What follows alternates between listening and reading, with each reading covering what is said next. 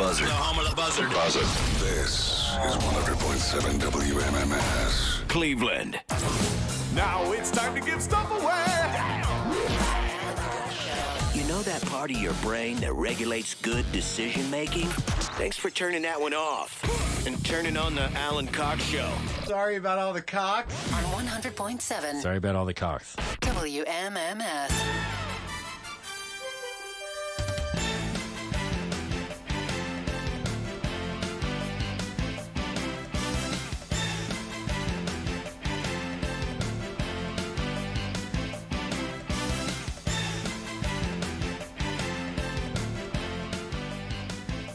I got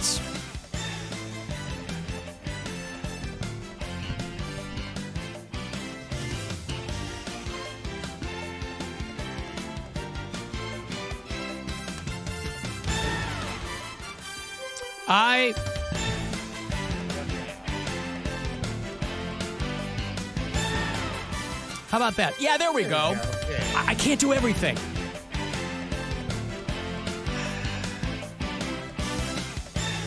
I got so many messages from people that they couldn't get round ball rock out of their head after yesterday's show. We were talking about how John Tesh created, the great John Tesh, the great and tall So John tall. Tesh.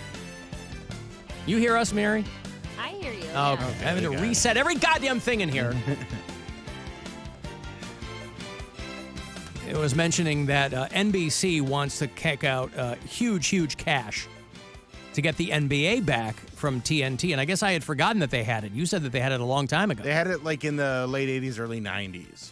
And so this is when I got into basketball. So that sounder was like when I had watched Sunday afternoon games, it'd usually be some of the premier teams. It'd be, the Bulls were featured all the time, the 76ers when they had Charles Barkley.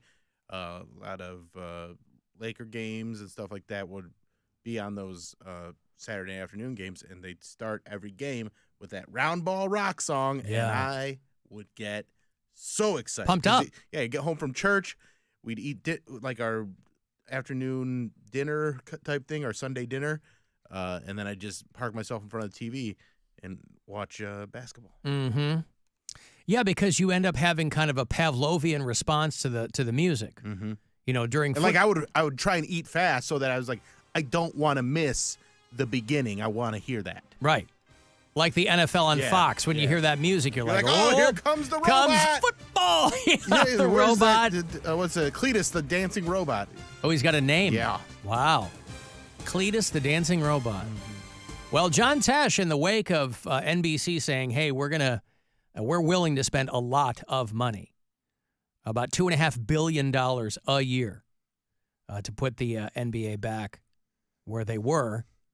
John Tesh says he would be happy to relicense round ball rock back to NBC should that situation present itself. What a nice guy. That is kind of. Oh. So, yeah, good for him. John Tesh. Finally, that guy gets a break. NBC Universal is going to outbid Warner Brothers Discovery for the NBA games. But John Tesh's Round Ball Rock is so closely associated with those games. The 1998 Chicago Bulls versus the New York Knicks intro.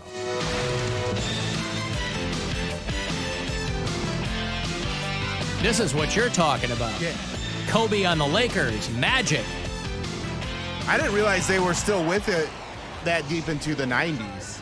Yeah. There's Barkley. There's That's Barkley Tony on Parker. the There's Rockets. Pat Riley, the Heat.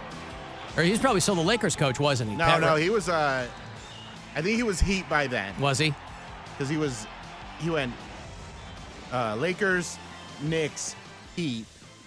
I think he joined the Heat in the 90s, coached them till like 2006, and then moved front office and put Eric Spoelstra in there. I wonder what they pay Tesh for the licensing. Sounds like they're willing to dish out some real money. So Yeah, but they might end up, they're not going to be house poor, I guess, if they do that. Anyway, he said it's, if you will, the ball is in their court. I hope they use that. He's not too good to throw a sports reference in there. NBC played the theme 12,000 times between 1990 and 2002. So they cut him a check, or they go, hey, every time this airs, you get a little bit of money.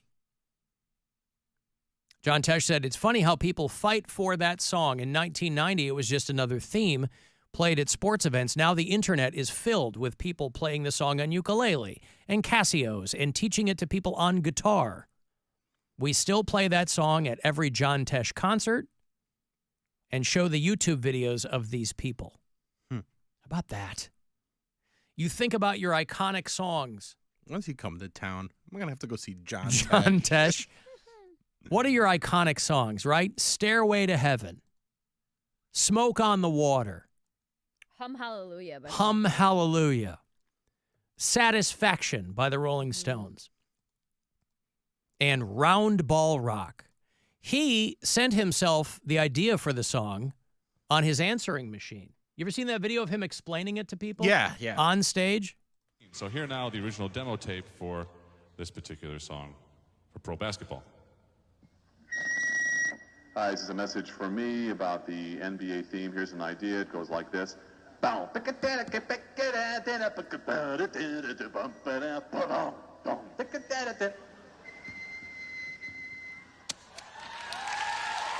And then he takes a bow, right? He goes, yes. And then he flips his hair and he gets out there and starts playing it.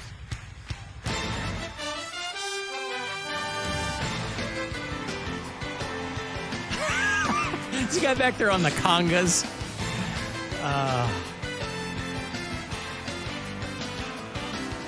He's got a string section. Yeah, man, it's a full symphony. Man, Tesh live at Red Rocks. Tesh don't pull any punches. Now, if he Tesh really wanted to take it to the next level, he'd get Tim Robinson out there to sing it with him. But just imagine basketball. Imagine a guy as tall as an NBA player, but he's the guy that made the theme song. I think that's beautiful. That's like there's like an alternate universe in which Magic Johnson wrote the song. Yeah. And John Tesh was a star. And John Tesh has AIDS. Yeah. Oh, Purity. ladies and gentlemen, I'm sorry. The host of Entertainment Tonight has AIDS. John Tesh, he now has to stay away from what's her name? Who was the lady with the legs? Mary Hart. Mary Hart, yeah. I was thinking Mariette Hartley, but that's an older actress. Oh, yeah. Basketball. Give me the ball, 'cause I'm gonna dunk it. Mm-hmm. Yeah, so John Tesh, ready to come into a little bit of money. That's good. I imagine that he tithes quite a bit of that. You know, he's a very prominent Christian, he and his wife. And probably a lot of that money goes upstairs to the Lord. Basketball, gimme the ball because I'm gonna dunk it! Basketball, gimme the ball because I'm gonna dunk it! Yeah! You know, if it hadn't been Tim Robinson, it would have been Will Forte. I mean, that also smacks of a Will Forte bit. Yeah, they have similar sensibilities when it comes to comedy. Sure. Hello. Ah, crap. Hello, Bill. Hi. Hello, Bill. Who's this? You know what this is?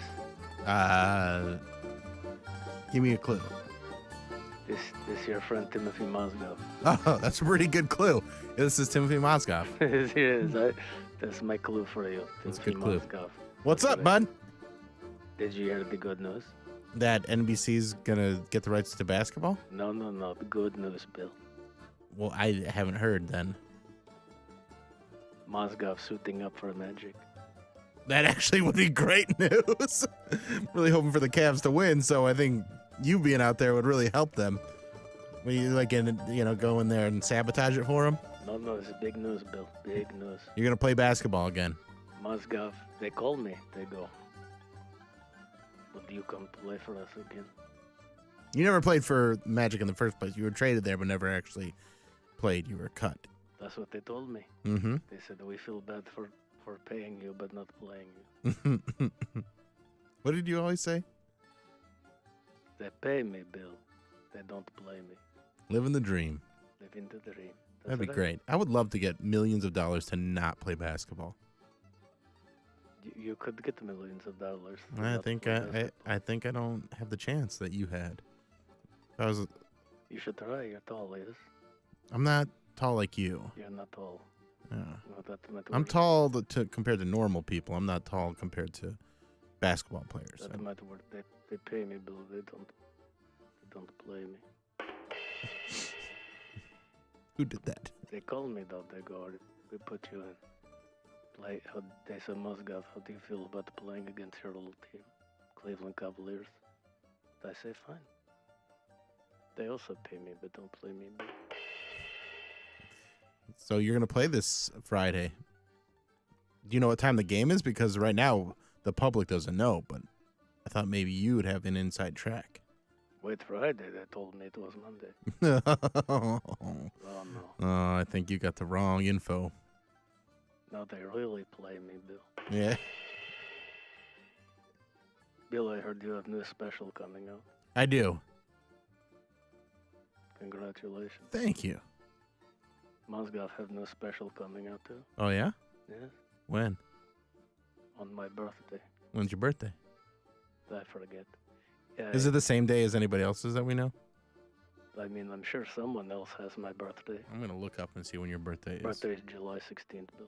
Really? Yes, Oh. I'm going to be Mozgov. 26. That is not true. You don't know. No, you were born in 1986. Or do you have? Do I you don't- guys I don't know how age long- differently? I don't know how long that is. I have no comedy special coming out too, Bill. Oh, you're a liar. I'm sorry? You said you do or don't. I do. I have no Oh, what's it comedy. called? I'm doing work with one of the greatest people from Saturday Night Live, Bill. Who? Our new special is called Tina Fey and Timo Fey. Oh, boy. Mary almost dropped an F-bomb on that one. Oh. I don't know what you're talking about. We're recreating some great display things from Saturday Night Live. Oh, I'm excited about that. That sounds fun. How'd you get to meet? How'd you team up with Tina Fey? She's a big Orlando Magic fan. I said, oh, I play for Magic. And she's like, not actually. She said, not actually. People don't realize Mozgov funny. Well, these calls don't help.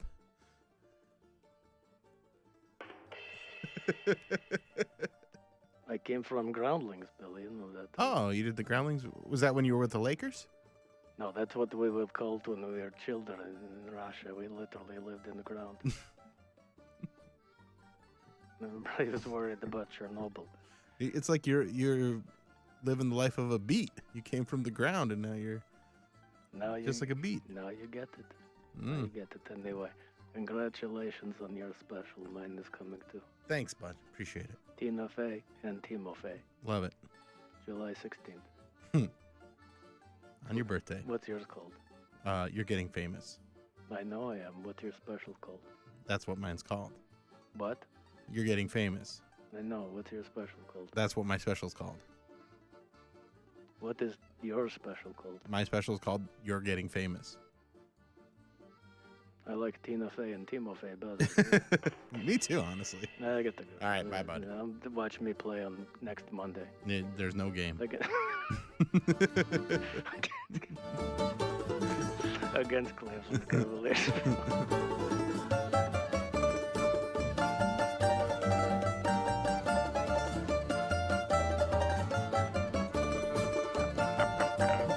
You don't know that there's no game, though, do you? I thought it was TBD. Well, it'll be. Oh, the time on Friday It'll be is TBD. Friday and then Sunday.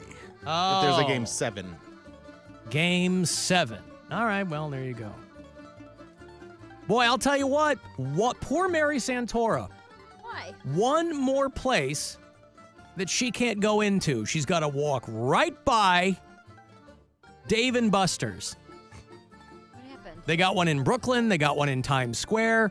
Dave & Buster's is going to let customers bet on arcade games. Oh, come on. This is end of the world type stuff right here, boy. Dave & Buster's like, we really got to get into gambling. How do we do that? Huh? So now it's a casino. No, they're going to let, if you have a Dave & Buster's loyalty card, if you have pledged your loyalty to Dave & Buster's, you can bet on video games. Anybody 18 or older can place real money wagers on arcade games with friends. There's a couple near you. Next time you're in Times Square, do not go into Dave & Buster's. Well, I don't understand why you need an app to do this. Why can't you just be like, hey, man, I bet you $5 I'll win this game? Because they want a cut. They want a cut. But why would anybody do this? I don't. Is my question. If I you're don't going to know. bet on the game. Why does anybody? Like, Because it's a sickness, Mary. No. What I'm saying is maybe are you betting against yourself? Like I bet the house I'm going to score 500 points. You can make a friendly $5 wager on a Hot Shots basketball game. You can bet on a skee ball competition, or you can bet on arcade games. This is going to work through the Dave & Buster's app. That is pretty slick. They're like, how do we get in on betting apps? How about if people, imagine the first guy to bring this up in like a conference room. Hey, how about if we let our loyalty members bet on video games? Frank, you're a mad genius. So that's going to happen within the next few months. I guess I don't understand, unless it's me betting against myself, I don't understand why they would need this for friendly wagers against another person. Right. Like, why would I, That if doesn't make I'm any betting sense you to me. $5, if I'm saying I'll score more points in skee ball than Mary, and Yeah. you go, if I win, you got to give me $5. Why involve the Dave & Buster's That's app? my question. Like, Unless it's that way, like- you go. Well, because they probably give you like points towards stuff. I mean, if it's the loyalty Maybe. card, yeah, then you probably, for every bet they probably, you get points They toward have other to things. incentivize it Yeah. for some reason. Because otherwise 'Cause it they- makes absolutely no sense. Yeah. Unless it's I, Mary Santor, I'm betting Dave & Buster's, I'm going to score more than 10,000 points on skee ball. I'm going to take the under on that. But I'm saying, that's the only thing I can think of that tough. would. They only give you 9 balls, and the most you can get is 1,000. So I don't think you can score more than 9,000. Or is the little one worth 10,000? I don't know. That's my point. Is that unless I You got can that bet sweet against beer the pong game. house- Yeah, unless you can bet against the house, this doesn't make any sense to me. Against yourself, essentially. We're trying to find a new way to engage people to spend more time and money. The company is careful not to use the term bet or wager to describe its games. You have to be 18 or older. The contest will be available in 44 states. So Dave & Buster's, whether you're playing video games or you're playing Pop-A-Shot, it's on an app called Lucra. I assume that's short for lucrative. And their Dave & Buster's is piggybacking on this software company's gaming apps. So I'm just looking out for you, Mary. Don't walk into a Dave & Buster's. I appreciate that. I know how much you love their menu. I know how much you love their chicken pot stickers. Mm-hmm. I know how much you love their cantina nachos. Even better. And their fried pickles. I do love a fried pickle. It says Dave & Buster's has award-winning food. What award? That's my question. The Dave What Buster's Awards. And the Dave & Buster's Award for Best Menu goes to, for the Dave 44th year in a Buster's. row, Dave & Buster's. Yeah. Chicken pot stickers. Fried pickles. I got to take a break here. Want to go see Planet of the Apes. We are doing an early screening of the latest film in that franchise. It is Kingdom of the Planet of the Apes. And it's going to be in theaters a week from Friday, May 10th. It'll be in theaters everywhere, but you can see it one place. Before that, this coming Tuesday, 7:30, we're going to do a screening at Cinemark Valley View. And if you want to go, be caller 10, and I'll set you up, you and a pal. Caller 10, 216-578-1007 or 800-348-1007. It's the Alan Cox Show. Everywhere on our free iHeartRadio app. Or whatever smart device you have. Just tell it to play the Alan Cox Show on iHeartRadio. From the Mr. Hero I crave the hero. Weather Center. WMMS weather. Today, look for highs near 80. Tonight, partly cloudy with lows into the 50s. And Thursday, more sunshine, highs in the mid-70s. This report is sponsored by ExpressPros.com. If you're ready for a new job, let Express Employment Professionals help you. Express is already hiring for summer jobs in a variety of industries. Job seekers never pay a fee at Express. Go to ExpressPros.com to find your location. That's ExpressPros.com. Mally's means Mother's Day. Shop now. Hey there, it's Alan for Northeast Factory Direct. You might be among many, many people who have decided that this is the year you're going to renovate your kitchen. Now, the beauty of Northeast Factory Direct is not only are you going to save a ton of money on high-end cabinetry and countertops and everything in between, because you get to cut out the middleman at Northeast Factory Direct. They now have their new NEFD at-home line, which means the same high quality, same low prices, but it's all kind of self-contained. They have 1 million square feet packed with inventory right now, and they've got the help that you need as well. Renovating a kitchen can be a very daunting task. You don't want to do it alone. They have kitchen designers that can help you put the whole thing together, help you pick out the finishes and the cabinets and the countertops, even high-end vinyl flooring and appliances. Everything. You'll see the whole thing come together. The appointment, the design process are absolutely free. There's no obligation, but it can really, really help. You'll love your brand new kitchen, and you will have saved a lot of money with Northeast Factory Direct. That's how they do it. Find a location near you. West 140th in Cleveland. They're on the east side in Euclid. They're in Macedonia. They're in North Canton.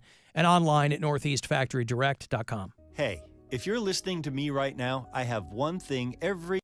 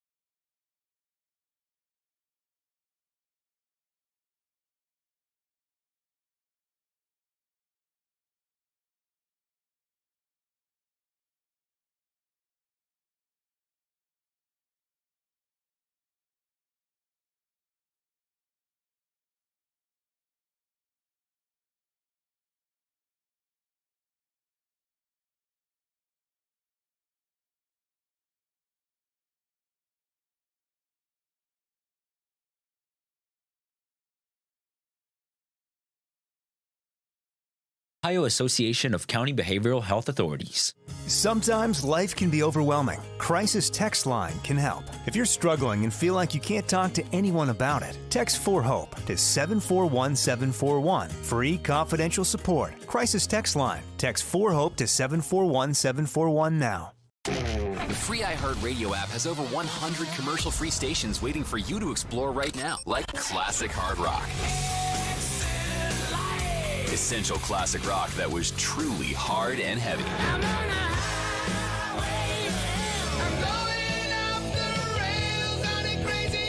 AC/DC, Metallica, Led Zeppelin, Guns N' Roses, and more. Just open the free iHeartRadio app and search classic hard rock. iHeartRadio. Free never sounded so good. His name is Alan, and he's giving stuff away. All right, I want to go see Under Oath, WMMS, in 2 hours to midnight. Present Under Oath. They're Only Chasing Safety, the 20th anniversary tour with a band called Static Dress, who are real interesting. It'll be a good show. It is going down Saturday, November 30th at the Agora. During your Thanksgiving break, perhaps. AgoraCleveland.com for all the info. 2 for Under Oath. Good luck. Caller 10, these are yours. 216-578-1007 or 800-348-1007. The Alan Cox Show reminds you, don't text and drive. Unless that text is, hey, Mom, who was the drummer for Supertramp? That can't wait. 100.7 WMMS. Suckers walk, money talks, but it can't touch my 3-lock box.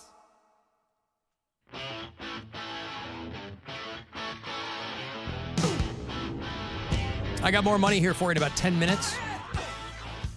Sammy Hagar is going to be 77 years old this year. Still looks pretty good, I got to say. Putting your toes in the sand, cashing out big time on your tequila brand, that's the way to do it. He got his star on the Hollywood Walk of Fame. And boy, did they bring out the A-listers for Sammy Hagar's star on the Hollywood Walk of Fame. Guy Fieri, John Mayer came out to extol Sammy's virtues. I mean, back in the day, Guy Fieri and Sammy Hagar could have had a lookalike contest, but Guy Fieri introduced him. Ladies and gentlemen, please help me welcome to the stage our newest Walk of Famer, the one and only, the Red Rocker, Sammy Hagar. I think they own the tequila brand or something. Sammy sold his first tequila brand. They have a new one, yeah. How does that work? I mean, I understand that, liquor brands are kind of the new flex for celebrities now. You got to have a liquor brand. The Rock, and Ryan Reynolds, and, George Clooney and Randy Gerber sold Casamigos for like $3 billion to Diageo some years ago. But you hear about some of these guys, they'll build up a brand and then they'll sell it off. And then they'll just start it over again. Yep. It's pretty wild. Sammy is going to go back out. They do that Best of All Worlds tour where he goes out with Michael Anthony and Joe Satriani and Jason Bonham, and they just play all of their music from their respective bands. They'll play Joe Satriani music. They'll play Van Halen songs because you got 50% of Van Halen there. They'll do Zeppelin because Jason Bonham's on the drums. It's a pretty good time. Sammy got emotional about his modest upbringing. He's got 4 kids. They were all there. And he was all pleased that his kids never got into any trouble. How about that? I'm most proud of being from Fontana, California. Started out with nothing. We never owned a home. We barely owned a car. Alcoholic father. My mother raised 4 kids without an education. When I was young, that used to embarrass me. But now, I'm so proud of that. To be here with that star and come from nothing, that makes me proud. Don't you buy your star? Or you have to have, we've talked about this before. Yeah, like someone's got to sponsor it or something. Sponsor you. That's why I wonder why it takes some of these people so long to get a star. I mean, Sammy Hagar's been around for 40-plus years. I wonder what takes so long. And then on the other hand, you have people that seem to get them pretty quickly. Like Ryan Seacrest got a star in the Hollywood Walk of Fame a while ago. Is there like a committee or something? There is, but if it's just a matter of having a person sponsor you and then paying the $130,000 or whatever it is, that goes, I think, to the city of Hollywood. I think it's only $150. Could you imagine that? $150. We could just all get one. There could be a Mary Santora, Bill Squire, and Alan Cox stars on the Hollywood Walk of Fame. That'd be awesome. Would you pay $150 for that? Yeah. Would you pay $1,200 for that? What's the maximum you would pay to get a star on the Hollywood? Because if you look at the stars, if you've been out there and walked that, obviously there's really old Hollywood stars that people don't remember, but they have little icons on their star for what they're associated with. So they have like an old-timey projector for movie stars. A lot of the people who came from radio a long time ago, they have a little radio there. They have a little, what looks like a vinyl album symbol for people who are recording artists. I don't know if there's a little microphone. I think the record, the radio, and the camera kind of cover the swath of celebrities. How much would you pay for the Mary Santora star on the Hollywood Walk of Fame? I kind of want to earn it. I don't know if I'd pay for one. Is there a denotation? Well, you have to pay for it. Yeah, you got to pay for it. Is there a difference between the ones that are paid for and the ones that are earned? No, they're all paid for. Oh, you're saying how much would I pay? I thought you were saying like for me to get one today. Yeah. Not having a career of note. Because who cares? That's what I'm saying. There are people, Sammy Hagar's had a 40-plus year career, but somebody still had to. So the sponsorship fee is $75,000. So not $150? Not $150. No. That's wrong. They say that is used to pay for the creation and installation of the star, which I guarantee costs $500, as well as the maintenance of the Walk of Fame. And if you've ever been on the Hollywood Walk of Fame, that is not money being spent on maintenance. No. People were like pooping on Donald Trump's star. If you've, and not just his, there's a lot of people on Hollywood Boulevard that are just sitting there. You think downtown Cleveland's wild. There's just people pissing on these things. So I don't know where all that money towards maintenance is going. Paying people minimum wage to walk up and down with a little, broom and a dustpan. And then they, power wash it once a month? There is also a $250 application fee every 2 years. You have to pay it every 2 years? That's what this says. Did Trump get a star for being the greatest president of all time? Is that what it's for? Sure and did. being on Celebrity I think that's what it says. Nice. Yeah. 10 surprises in the Hollywood Walk of Fame rule book. Somebody listed these. Anyone can nominate a star, but a lot is required. You got to have the nominee's qualifications. Again, I don't understand this because what are the qualifications? The application is effective. The application is effective for 2 years, so the application fee is $250. If after 2 years the nominee is still not selected, they can file a new application. So you still got to get selected. You got to get selected. Says professional achievement, longevity in a category of 5 years or more, contributions to the community, and guarantee that the celebrity will attend the dedication ceremony if selected. How do you say this word? Posthumous? Posthumously, if they're dead. Posthumous awards require a 5-year waiting period. Yeah. That's what I'm saying. But so that's it. So you know how like in the Rock Hall you have to have your first single had to drop a quarter century ago to be eligible? Hollywood Walk of Fame, 5 years. Longevity in the category. So Ryan 5 years or Seacrest more. went in because Seacrest does radio in L.A., on television in L.A. He's right there. He's probably doing shows from the friggin' Walk of Fame. So, but Sammy Hagar just gets, it's called the Springsteen Clause. You have to show up to your unveiling. Many, many years ago, Bruce Springsteen was nominated by a fan and was selected. We didn't have the rule at the time, and Mr. Springsteen declined And so they created the policy that you have to sign off on it, and they will attend if selected. Because obviously they don't want to do, if you've ever seen one of those big unveiling ceremonies, there's a red carpet, and there's stanchions, and there's a velvet rope, and there's all these people. A bunch of looky-loos come by, and then they have celebrities get up there. And, it's like a high school convocation. But you want the person who gets the star to be there. So, yeah, they used to be, last year they were $55,000. Now it's $75,000, jumped up $20,000. And, yeah. All it takes is 5 years, Mary. You've been doing comedy for a decade. 12 years. 12 years. A dozen years. So somebody nominate me. One for each apostle.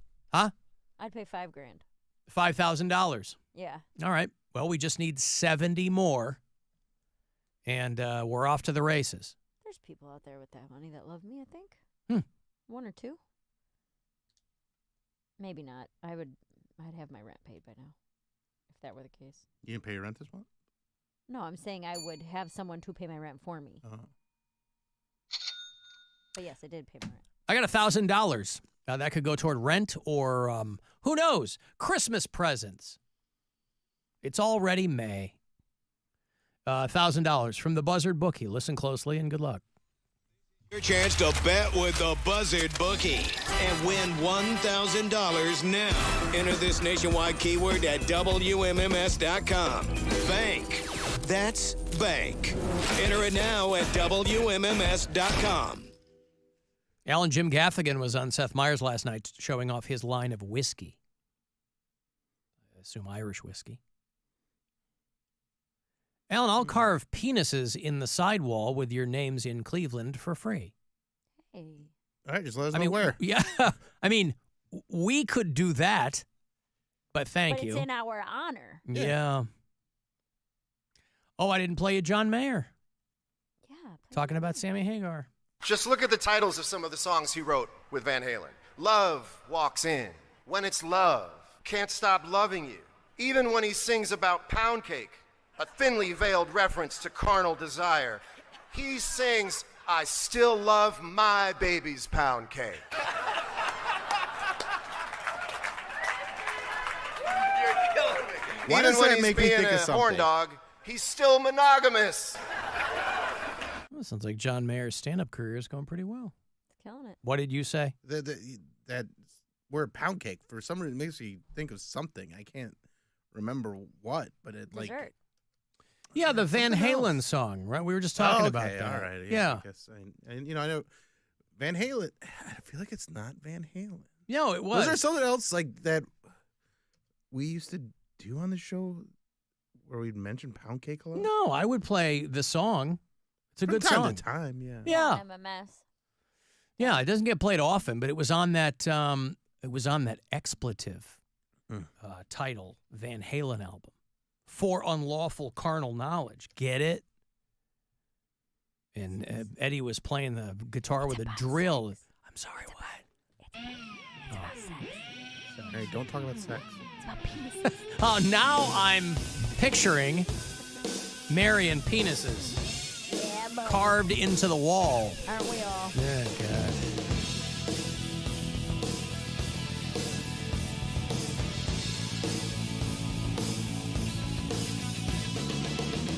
God, I just love that Alex Van Halen drum sound. He just had these giant drums.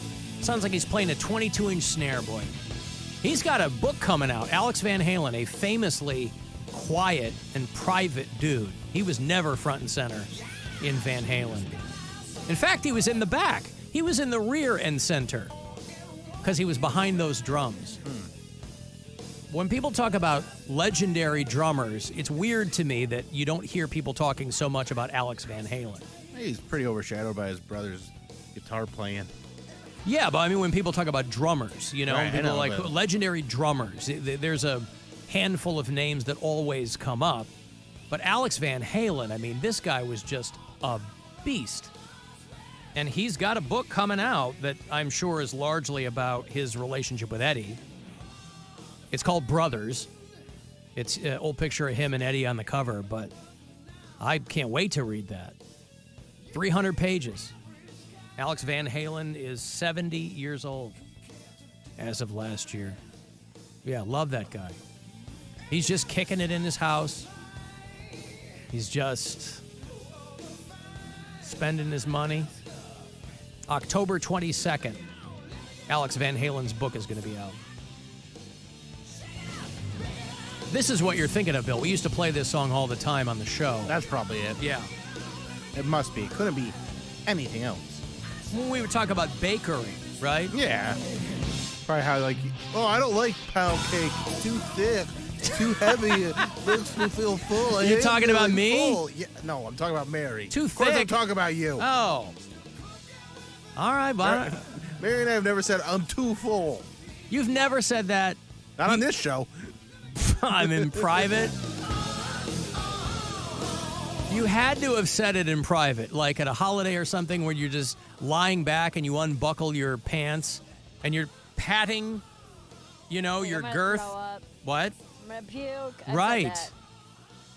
Right. Well, that's saying the same thing. I'm not averse to a pound cake. I haven't had some in quite a while, but I still feel like there's something else we're missing. I mean, we used to have a kid on the show that we called Pound Cake. Is that what you're thinking of? Probably not. Oh. I actually miss that kid a lot. I do have a huge penis. Uh-huh. And that's why. Let me watch you poop.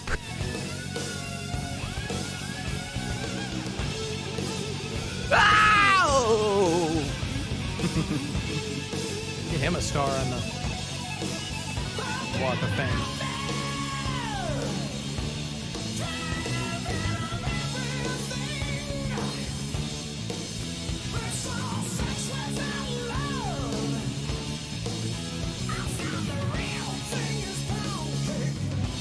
Blah, blah, blah, blah, blah, blah. Blah, blah, blah, blah, blah, blah.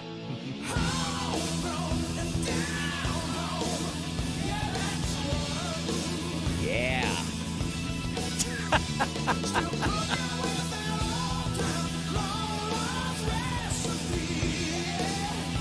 Confiscated. All right, anyway, I don't know how the hell Sammy Hagar got that Sam star Hagar, yeah. on the Hollywood Walk of Fame. Samuel Hagar. You're thinking of that song Lemon Pound Cake that Afro Man wrote. That's what you're thinking of. Or whatever. Yes, poor Afro Man down great. there in Columbus, right? He was just trying to Cincinnati. Cincinnati, I'm sorry. Hamilton County. Just have some fun down there. Mm-hmm. And they broke right into his house. Holy mackerel. Yeah, dude, when I was a kid and I was heavily into Van Halen, I mean, one of the first albums that I kind of tried to play. I taught myself for probably a good 18 months before I started taking drum lessons. And so I just kind of had, didn't have my rudiments down. I wasn't a very nuanced player, but I just wanted to play rock and roll. And my mom had handed me a stack of albums, and Van Halen 1 was in that stack of albums. And it would have been impossible to play as a beginner. It would have been impossible to play those songs. I picked it up right away. I didn't have a problem either. Well, you guys are preternaturally talented. I'm not one of those people. I'm not somebody who is naturally talented at anything. It probably has something to do with when you were born. When was your birthday again, Alan? I don't know, Bill. I don't ever talk about my birthday. I don't want to hear about my birthday. But that's Hot for Teacher, right? I mean, when 1984 came out, last album that they had done with David Lee Roth, and every drummer on the planet was trying to replicate Hot for Teacher. But he had all these off-time, kind of half-shuffle moves, and double bass was simple enough. But when you threw in all of these other flourishes, Alex Van Halen, just fantastic.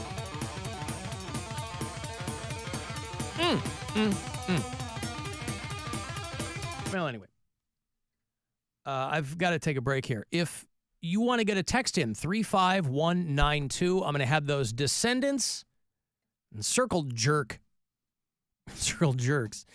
tickets for you later on, closer to 520. And then your last chance today at 5:30, under the hour, to get $1,000 courtesy of the Buzzard Bookie. 35192. Text for anything else. You can listen wherever you are on that iHeartRadio app. And now, a Buzzard Bookie safe bet. If you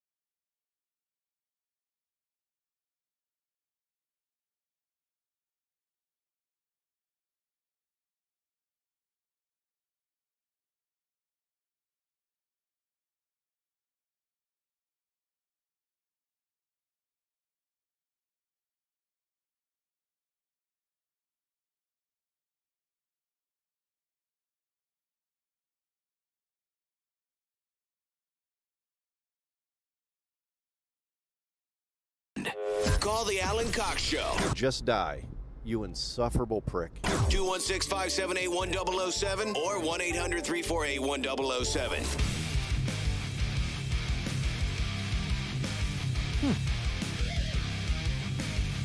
35192. Send me a text for something. You can watch live if you like at AlanCoxShow.com. Courtesy of Mooney Haberdashy. Thanks again for assisting back there.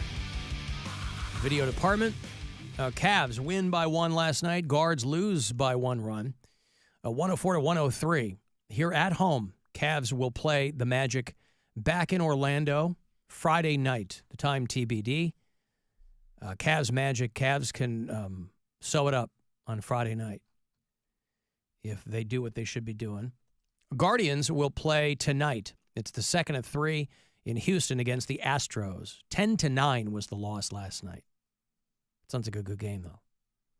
8:10 tonight, 8:10 tomorrow night. Then the Guardians come back home for the weekend and pretty much the week. They'll host the Angels, and they'll host the Detroit Tigers, and then they'll go to Chicago to play the White Sox.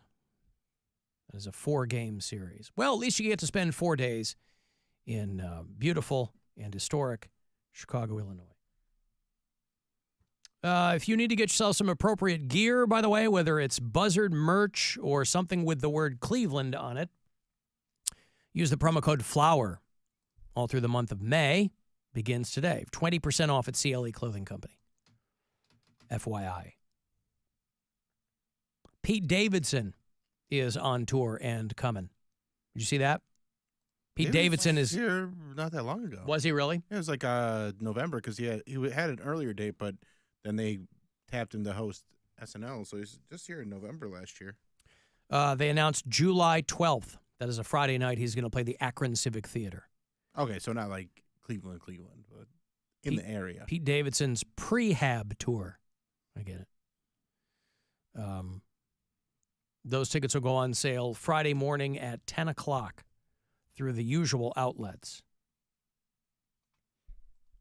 A lot of people making hay of this article where Jeff Goldblum says he's not going to leave any money for his kids. Hell yeah. I am so on board with this. Yeah, but let's put it into perspective here. I mean, in theory, I don't think there's anything wrong with that. But he's Jeff Goldblum, which means, well... Earn your own money. Right, but he's an old dad. His wife is like 30 years younger than him, so she's going to get his money. You think she's going to keep money from their kids? He's 71. He's got a 6-year-old and an 8-year-old. So at some point, he's going to, again, I can appreciate where he's coming from, but it's never going to go down like that. I mean, is he leaving it to her? Well, who else is he going to leave it to? Cats or something? I don't know. No. He could leave it to a charity or something. He could, but whoever he wants. His wife is like a former Olympic runner or something. And Jeff Goldblum says he won't financially, this is in the Hollywood Reporter, won't financially support his kids when they're older because you've got to row your own boat. I couldn't agree more. And I do agree with him, but that doesn't seem the way that it's going to lay out. Don't you always talk about how you want to take care of your family and provide for all them? Yeah. That's if I become a millionaire while I'm alive. Right. My money is getting spent. I'm not going to the grave with a single dollar. Now, why is that? Because it's there's my a money. But there's I'm a gonna difference. Do whatever the hell I want with it. There's a difference between supporting your children and giving them nothing. I would cover my own funeral expenses. Like, you're not going to be on the hook for anything. Right. But I'm not giving you $500,000 or however much $2 million. Why would I give you that? You didn't do anything to earn it. I'm taking that money. I'm getting every drug that's ever been made. I'm going to a cabin, and I'm doing all the drugs. And if I make it out of that, I'm going to the casino. Yeah, she's pulling the ladder up behind her, isn't she? What does that mean? Like the immigrants who come to this country, and they look at the person behind them and go back to your own country. Yeah. I made it. But also, it's my money. But let's be real. In the case of Jeff Goldblum, you know, gee, how will his kids ever make it? I mean, they're growing up with nannies, a famous dad, a mom who's pretty well known in some circles. I mean, they're growing up with still have a a with a lot of great life. advantages, yeah. Yes, of course. They're already going into it with a ton of advantages. So it's like, I understand not spoiling them. You know, people used to say we work hard so our kids don't have to work as hard as we did. So I understand Screw that. Work hard. Learn how to work hard. Well, but they're not mutually exclusive. I mean, you know, I went to school with a lot of kids that came from money. We didn't, but I had plenty of friends who were hard workers. It's something in your brain. It's something that's instilled in you, some kind of work ethic by your parents. But you're less likely to work hard if you've been handed everything, including endless amounts of money. Well, that's what I'm saying. So growing up with money doesn't mean that you were handed everything. You know, it's like people say, like, I think what you're alluding to is you go, hey, this is my money. Yes. You're not rich. You don't have anything. This is my money. Crap. You didn't do anything. You got lucky. You won the genetic lottery. Yeah. Right. You didn't do anything for this. Right. Would I reward them for good behavior? Yes. Or showing work ethic. Or, you know what I mean? Like, let's say I had 3 kids. One of them worked their ass off, got jobs when they were 16, and, you know, did everything they needed to do and had a good work ethic. Maybe I'll leave that one some money. But if there's a freeloader that's just been my kid, that's all that they've done their entire life. That's a different thing. To me, I'm saying I think that the secret sauce is instilling something in your kids. I don't think so, because if that's the case, then every kid in the family would have the same work ethic, and that's not true. Well, no, listen. My older brother and I are extremely, extremely hard workers. Right, but people are just wired differently too. But that's what I'm saying, is it's not about instilling work ethic. There's only so much you can do. A lot of it is up to the kid. Right, I'm just saying that you're talking about freeloaders. I'm saying that I think the minimum you can do is try to get your kid to understand the value of money. In the case of Jeff Goldblum, I'm like, what are you going to do? You're going to raise these kids in a certain way, and then when they turn 18, they go, good luck. You're cut off forever. Like, he's going to be gone. The mom is never going for that. But that's if he leaves her the money. We don't know what he's doing with his money. Well, I'm assuming that he would leave his wife his money.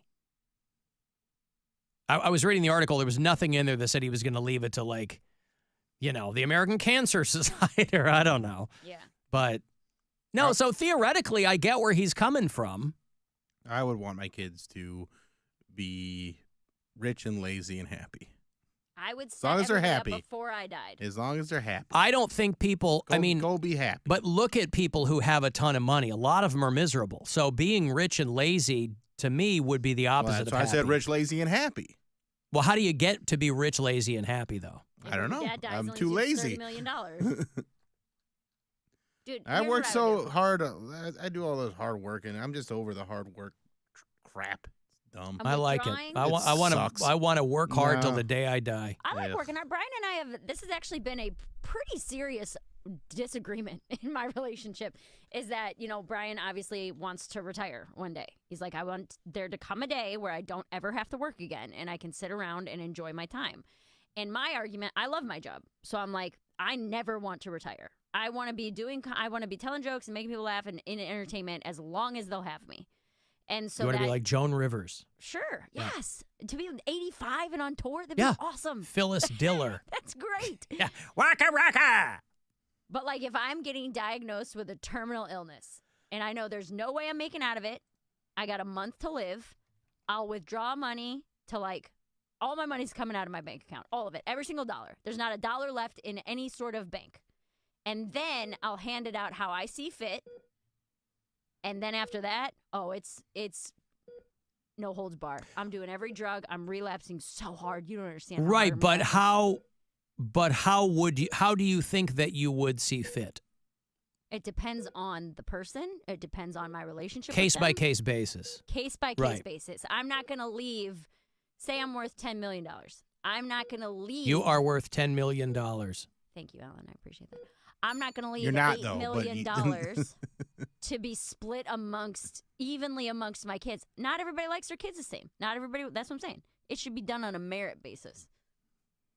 But how do you determine that? There's so many variables. I think most people who say that, they really only have a couple of metrics they would use. This kid's a dick. This kid's all right. Yes. Oh, yeah, okay. Well, then you're not really doing a deep dive on like I would rather. You've known them your whole life. You've raised them, and you're going to have a kid who sucks, right? You're going to be like, dude, that kid sucks. They've done nothing their whole life. They were trouble in school. They're a BS adult. They're lazy. They don't do anything. But why should that kid get the same amount of money as the kid who worked his ass off and started Well, his own company? right. But what I'm saying is if you were to evenly, let's say you have two kids, and you gave them each $5 million. One of them is a ne'er-do-well. The other one really busts ass, right?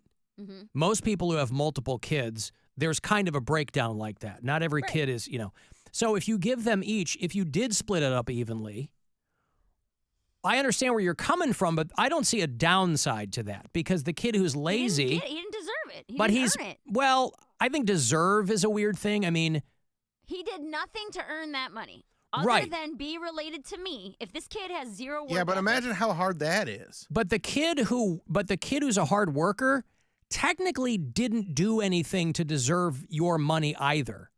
They worked hard. They showed initiative. They showed that they didn't need me. To that they weren't just suckling. Right, to establish their own situation. So what I'm saying is if you were to give each of them $5 million, the one who's a layabout probably going to blow through that money. The other one is going to be a pretty good steward of that wealth, right? So the one kid's going to screw himself. Whether you give him $1 million or I get what $5 you're saying. Here's what you're saying. I fully understand and agree with what you're saying, but I would rather spend that $5 million in Vegas. If I know I'm going to die, instead of handing my money to a freeloader who's going to piss it away anyway, let me piss it away. But I'm you the one who earned it. you also never know what can incentivize someone. You know if you take that money, you'll blow it and then you'll go die. Yes, and that sounds awesome. And who cares after that? Right. I would rather take the chance on my kid and go, hey, figure some things out. Do something with this. Okay, maybe that, but not as much. I would give $5 million to the hard worker, $1 million to the freeloader, and $4 million to Vegas. I think that's fair. You'd give $4 million to Las Vegas rather than to one of your children. I would be giving $4 million to my dying But what wishes. did Vegas do to earn your money? It's not about Vegas. You're I'm not even leaving related it to Vegas, and Vegas has done. You want to talk about a layabout? Vegas doesn't do anything to earn anyone's money. I'm not They just take it. leaving it to Vegas. I'm giving it to myself. That is my $4 million to do with what I please, which is heroin, crack, slot machines, hookers. But you're gonna die. Exactly. So I'm Yeah. going to spend $4 million doing whatever the hell I want to do. I'll kill somebody. I don't know. Punch a cop. Why not? Get tased. Do you want to get tased? I never had been. I mean, At that we point. can tase you. It's like, please tase me, bro. Meth, You know? heroin, We can make that cocaine, happen and now. fentanyl. Meth, heroin, cocaine, and fentanyl. Meth, heroin, cocaine, and fentanyl. Meth, heroin, cocaine, and fentanyl. Cocaine. I also think, why would you want to drive a wedge between your children? Got nothing to do with them. And I would tell them straight to their face. But they're This your has children. Nothing to do with your brother. This doesn't affect your relationship with your brother. All This right, is well, let's between get these me kids' and you. names, these fake kids' names. I'll do it. Your son is named Bill. Okay. And is Bill the hard worker or the lazy one? That's your favorite. He's not into paperwork, if that gives you any indication. But he's your favorite. And the thing is, he's not the hard worker, but he is your favorite somehow. You end up liking him more. Yeah, how is that? Yeah. That would never happen. It just happens that way. No. Because the annoying one is Mary Jr. No. You can't Mary stand her. Jr. Because she is a hard worker and she became a comedian and got more famous than you. That's great. I love that for her. Do you, though? I know what type of work ethic that takes. It wasn't work ethic. It was like she claimed she worked really hard, but total Nepo baby. But that would be on me. I think she couldn't have those connections without me. I think the thought process. And she did. I think the thought process behind people saying I'm not going to leave my kid a trust fund. I don't think there's anything wrong with that. You know, there was not just Jeff Goldblum, but like Anderson Cooper and Guy Fieri and Gordon Ramsay and Ashton Kutcher. There's all these people who are on record as saying I'm not leaving my kids a trust fund because if they know that money is coming, then what incentive do they have? Right. I agree with that. Do I wish my dad would have had something in the bank? That'd have made it easier. You know what I mean? Yeah. A will would have been nice. Yeah. You know? So in that sense, I'm like, yeah, I'll set you up so you're not going to be out money. Nobody's going to, you know what I mean? Like, you're not going to be on the hook for anything once I die. Right. Like, we grew up solidly middle class, but there was never even a moment's consideration that there was money to be had after my parents die. It wouldn't even occur to me, right? Your dad he didn't leave you guys anything? No. Nope. Yeah. We all paid for the funeral. We had to pay for all that kind of stuff. No. So, because my dad let his insurance lapse and then he got sick. So, no. I mean, he had my mom has his 401k and that kind of stuff. But we're like, my mom's going to need that money, right? We're not You're not trying to chopping into all that. Mom, come on, break me off a piece. She needs that, right? So it would never even occur to me. Why doesn't she get a job? When she dies, why doesn't she work hard? Huh? Why doesn't she work hard and get a job and earn her way? In her mid-70s? Hey. Yeah, they're not hiring a lot of mid-70-year-olds. I'm just saying, you got to earn your own way. I think you just said you're tired of working and you're 42. Well, you guys my mom is 76 years old. You guys, listen, work is a stupid thing that we do that, you know. What else is there to do? Go live off the land. Grow a cucumber. I mean, you can do that on the weekends. Play with dogs. You could also do it the whole Play time. with your kids. No. Just exist. I didn't choose that life. I'm doing what I want to do. I'm doing what I want to do. I like what I do, and I like Trouble is, I do it. I can't do anything else. So That's what we're talking about. When this all comes to an end, I will be completely adrift. But if I had this Mary money, this $10 million, I would want to have a situation. I wouldn't be like, let's go to Vegas and blow it all. I'd want it's your money. Yeah. You wouldn't want to do something selfish with your own money before you die? No. I do some selfish things, but I also want to do things that make me feel good. I don't care about before Greece. you die. But you're gonna die. Like, why blow it when you're gonna die? I want to because it's help. mine. We're not talking about making it last for the rest of your life. You're like, I'm terminal. I'm gonna die. I'm gonna blow all my money. It just seems like such a waste. Yeah, I don't want to gamble it all away. I want to because you're literally wasting your money. I'm like, I want to take $4 million of it and blow it before I die in Vegas. You might as well. Because you don't like gambling. No, I don't care about gambling. I'm saying you might as well set it on fire. What I'm saying is you two do not enjoy gambling the way I enjoy it. So I'm not saying you have to go spend it in Vegas, but if there's something you've always wanted to do, take a trip to Australia or go see I don't know, Parthenon, wherever the hell that is. Yeah, wherever that is. I would do Ask the one trip. of your. I bet some of your neighbors know exactly where the Parthenon is. Well, that's what I mean. Why not go do that? That's not wasting it. I would do a real nice trip to Switzerland because I always wanted to go there. Do a nice trip there, but then mostly I'd want to have a plot of land where I got a bunch of dogs and take care of dogs. So then you buy your land, you buy 100 dogs. That's the same thing as me going to Vegas and spending it on slot machines. I would get the same amount of enjoyment that you would get watching dogs run around. Help the dogs, but also not just buy 100 dogs, but it would be a shelter type thing where helping dogs, rehome them, that. Okay, I would still have I'd still have a purpose in my life that I wanted to do. You wouldn't. Yes, because I would. Based on your logic, nobody would ever adopt those dogs. They would go shop for a new dog, not a used one. A used dog. Yeah, but they're getting a free dog. They're going to take a free dog. Shop, don't adopt. That's If only we could have saved. If only we could have saved cricket from that gravel pit up there in South Dakota. Now, a lot of people are texting me and saying Mary has no idea she doesn't have kids. That to me, though, is immaterial because she's very clear that she's not going to have kids. So that's not on the table. But she's been around kids and she knows that she doesn't love them enough to want them to. Well, no, I know it's hypothetical, but that you are not going to have children. Right. So this situation is hypothetical. If you were rich, what you would do. But what is not hypothetical is that you are going to have children. You're not going to. So to me, that's not. I get what people are saying. That's kind of a red herring. The whole thing is a red. Yeah. It's a dumb conversation about a dumb All thing. I'm saying is, it's your money. Yeah.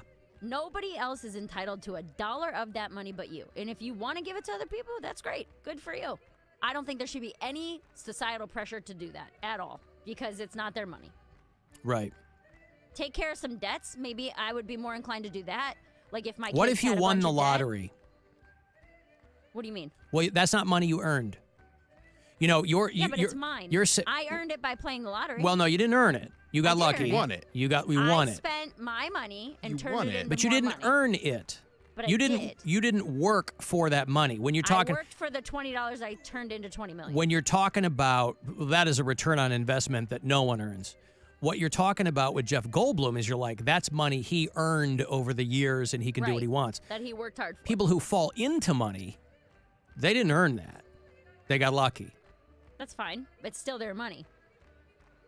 Yeah. You can do whatever you want with your money. Doesn't matter how you got it. It's yours. Just like you said, if I were to leave $5 million to the lazy kid, that's his money now. He can do whatever he wants with it. If you were terminal, you threw in, you were like, I'm going to go to Vegas, I'm going to do heroin, all that stuff. Yes. Would you start an OnlyFans? If I were, I don't know who would want to see that. A terminally ill woman. Oh, a lot of people would want to see that. Out? I don't think Oh, anybody what are would you wanna talking see about? that. Oh, OnlyFans is a cesspool. Are you kidding me? Would you Maybe, make it yeah, free, why though? not? Yeah, sure. Screw it. I'm dying anyway. Let my memory and vulva live on forever. Yeah. I just am a big proponent of, I think you literally and figuratively try to pay it forward to some degree. I'll pay off all your debts. How about that? I will make it so that you are starting right now. You are completely debt-free. You own a house. You have a car. You are set up in that sense. Yeah, okay. I am not giving you money. I'm not going to hand someone over I get that. $5 million cash. I'll make sure you're set up. From You here won't on be out, it's up to you. anything. Yes. You I can need see to- that. Whatever job you got yourself to at this point, now you have that job completely debt-free. I'll pay whatever to the state. Here's your property taxes for the next 10 years. What You if they don't have even $5 to worry million about- in debts? That's fine. If that's what I decide to do. Yeah. But Yeah, all right. I don't like giving people money. Yeah. You know what I mean? Alan, plot twist. What would Mary do if she spent $4 million in Vegas, but it instantly turns it into $8 million? Dude, we're going hard. You don't want to going be to Hong around. You Kong. want to talk about putting a live stream camera on somebody.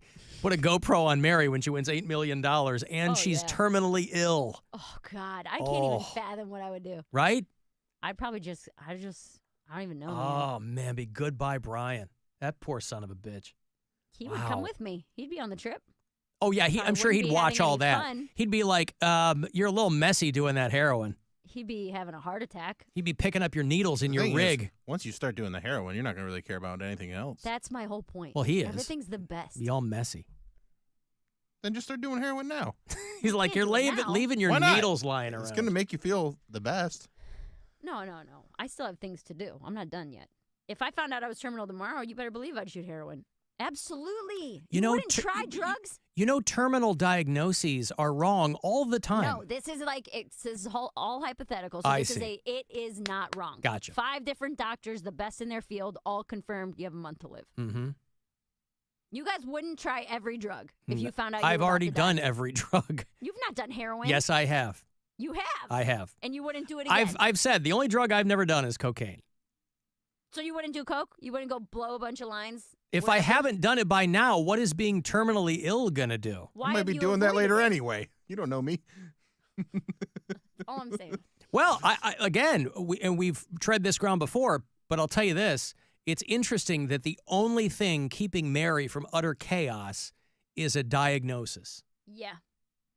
Yes. You know what? She's Brian walking and a fine line. You better hope you stay healthy. Brian and I have had this conversation before, and his reaction killed me. I laughed so hard. Where he's like, because I'm telling him, I'm going to do crack, I'm going to do that, I'm going to do everything. He goes, so that's how I'm going to know that you're dying. I'm going to come home, and there's just going to be a bunch of radios here, And I was like, what? And he's like, crackheads steal radios. So he's just going to be, I was like, Radios, if you can find one. Yeah. What are you talking about? I was like, but maybe, I don't know. Maybe I'll go Mary's steal not one living in New radio. York in the 80s. Right, and also you don't do that because you're on crack. You're stealing because you're trying to buy more crack. If you have the money to buy more crack, you don't have to go into the stealing part of your crack addiction. Oh, yeah. I'd like, you know what? Now you're saying is $8 million. I'd hire one of those shamans to take me into the rainforest and lick those poisonous frogs. Yeah, I would snort do them that. frogs. Ayahuasca? Yeah. And You can no, poop no, and the puke frogs- yourself at the same time. The frogs in ayahuasca are different. Right. Yeah, you want to do the frogs and the I want to ayahuasca. do the most dangerous stuff, the stuff where they're, because you're going to die anyway. Why not do the most dangerous things? You could eat a poorly prepared puffer fish. Oh, there you go. I could do that. Yeah. Real risk. Get a chef, doesn't know what he's doing, hasn't had enough training. Get that Make it tetrodotoxin in your bloodstream. I'll make it myself. Did you I'll smoke watch a YouTube video. heroin or I shoot shot. it? When Have was you this? done, like- College. Ooh. You didn't even drink, but you shot heroin? Yes. That's insane. Hey, that's some pressure right there, man. Do you drink? You want to drink? Nah. Got any heroin? Oh, I'll have a shot. It was a big deal in the early 90s. Yeah. Yeah, still is. When he had his long hair. Yeah. How'd it hope go? How did it go? Yeah, how was it? Went Was great. it a one-time thing? A one-time thing. That was Yep, awesome. with a friend. Yep. It's fantastic. Have you done like MDMA and Oh, all yeah. that kind of stuff too? Yep. Dang, dude. Yep, all of it. I've not done any of that. The only thing I've done is coke and mushrooms, I guess. Well, listen, it'll please you to know that there's a world of controlled substances that are still waiting for you should you receive a terminal diagnosis. Oh, yeah. Or maybe, you know what I'll do? I'll hire a crew to document my last month on Earth, doing all this crazy stuff, and then my kids can live off that money because I'm already going to be dead. Oh. Maybe I'll do that. Yeah. Sell it to the Travel Channel. Sounds like you should have a kid. It's called Mayor's Last Month. There's last month. Yep. All right, listen, I'm late here. I got to take a break, but I will have, you want to go see The Descendants and the Circle Jerks. Some old school punk is coming to Cleveland, and I will have tickets for you after the break. And then the very last chance for you to grab money today, 5:30, the next keyword from the Buzzard bookie coming up. It's the Alan Cox Show. On our free iHeartRadio app and your favorite smart device. Just tell it to play the Alan Cox Show. On iHeartRadio. From the Universal Windows Direct Weather Center, WMMS Weather. Tonight, mostly clear down to 51. Tomorrow, sunshine and 78. Friday, start of a few days of rain, chance of showers and thunderstorms Friday with a high of 84. This report is sponsored by Cuyahoga County Public Library. My name is Steve. I'm a librarian at Cuyahoga County Public Library, and I'm proud to be part of an organization that makes a difference in people's lives every day. Discover more at CuyahogaLibrary.org. Hey, smart shoppers. Mackenzie here to tell you that we've got the inventory and we're making deals at Ken Ganley Kia. So come on down and get our lowest price and payment on over 800 new Kias, including Seltos, K5, Sportage, Forte, Soul, Carnival, Telluride, and the all-electric Kia EV6. At Ken Ganley, keep your cash in your pocket and just sign and drive any new Kia with zero due signing. Got a trade? Bring it on in, regardless of its condition, because we want to pay you thousands more than it's worth. Need credit? If you make $500 or more a week, we want to say yes, you're approved. So what are you waiting for? We've got the inventory and we're making deals at Ken Ganley Kia in Medina, Mentor, Alliance, and Boardman. Or visit us online at kenganleykia.com. Tell them Mackenzie sent you, because I want to see you in a Ken Ganley Kia. Your next holiday just got bigger and better with Aer Lingus flights from Cleveland. Fly non-stop to Dublin from Cleveland and explore connections to over 25 cities across Europe. Get great fares now on airlingus.com. Hey, Mackenzie here for Ken Ganley, Ohio's #1 automotive retailer. Shop over 10,000 new and used vehicles online at kenganleyauto.com. Select your vehicle, arrange financing, value your trade-in, and get our lowest price. With 28 brands and 52 locations, we've got a vehicle for every budget. Get it all at kenganleyauto.com. Ken Ganley.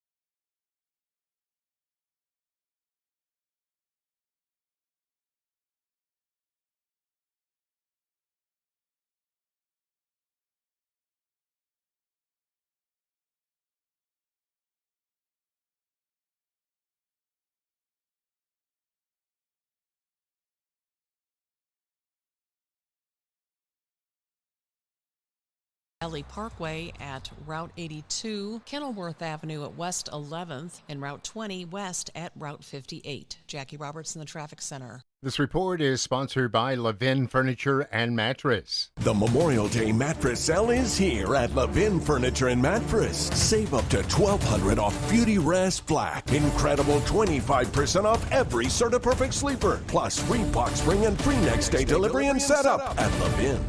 The Meat Eater podcast has been going strong for so long, they're not even sure what episode they're on. What number are we on now? 530 something, 540 something. Host Steve Ranella and his crew just love talking everything hunting, fishing, and conservation, not just to each other, with amazing guests. You need to get out more. You've spent way too much time in the woods. Don't let the name fool you.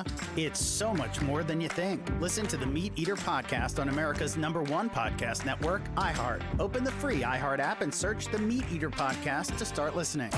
Time to give stuff away. Time to give stuff away. Time to give stuff away. All right, you an old school punk? Descendants and Circle Jerks are coming to Cleveland this fall with special guest Surfboard. My name is also Surfboard. Friday, September 13th, they'll play the world famous Agora. AXS.com for the details. Should be a good time, boy. Caller 10, these are yours. Good luck. Descendants and Circle Jerks in September. 216-578-1007 or 800-348-1007. This election year, 2024, a big year. He's committed to the real issues, like dehydrated grape supply and banana peel protocols. This is what people care about? Alan Cox. On 100.7 WMMS.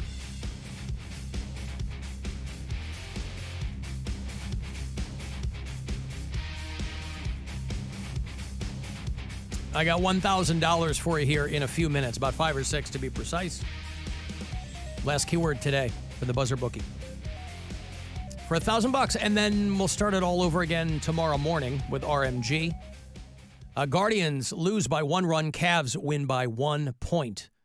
Last night, 104-103 here at home. They go to Orlando for Game 6. That'll be Friday. The tip-off still TBD, unless they have updated that while we've been on the air. But you said it's contingent on those other games, too. Right. Games that are yet to be played. So, Cavs in Orlando at the Kia Center against the Magic, hoping that they can close it up then on Friday. Guardians will play tonight. They are in Houston. 10-9 was the loss last night. So, second of 3 against the Astros tonight. That's an 8-10 first pitch on MMS. 7:40 is when the pregame coverage will get going on the Buzzard and on the iHeartRadio app.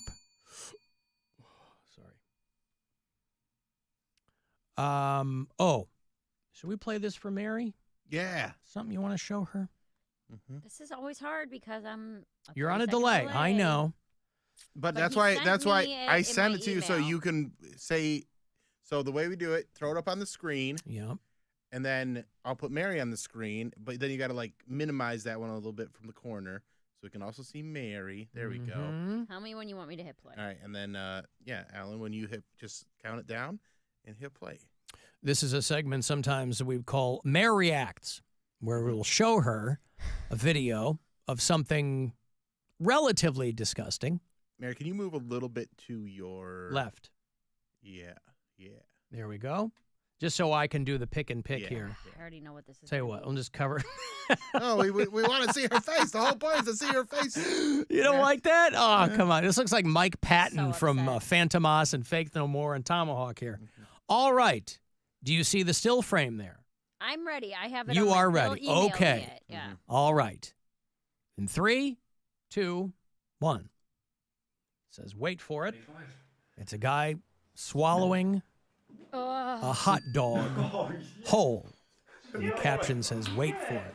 25. Yes, Are they timing him? What are they doing? He Oh, swallowed no. 25 hot dogs. He's starting to retch. No, this is his 25th hot dog. No, dude, don't make me watch this. I'm gonna puke. It's already coming out. Here it comes, the hot dog.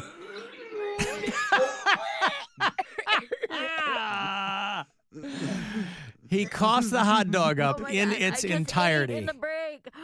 Oh, in its entirety. shows up there. Was that Oops. the point of that, for him to do that? Yes.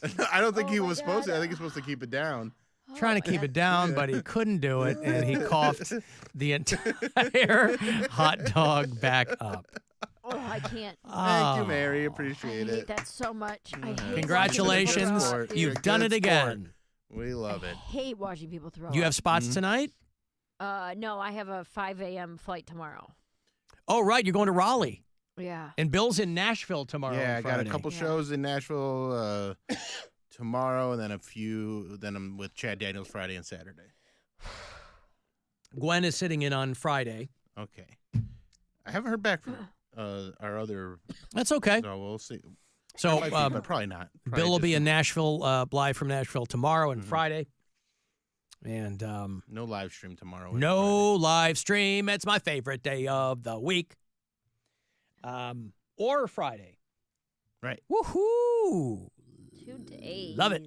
2 days where I can sit in here with no makeup on. Yeah, buddy. Oh, it's great. Today is going to be the day that nobody's watching you. This has been a big week for bees. Bees. Beads? Bees. Beads. Did you say beads? Bees. A big week for bees. The Dodgers Diamondbacks game had a bee delay. There were the backstop netting there. Huge, massive swarm of bees were on the netting. And so, you know, we're all familiar with the numerous ways that ball games can be delayed, usually because of weather.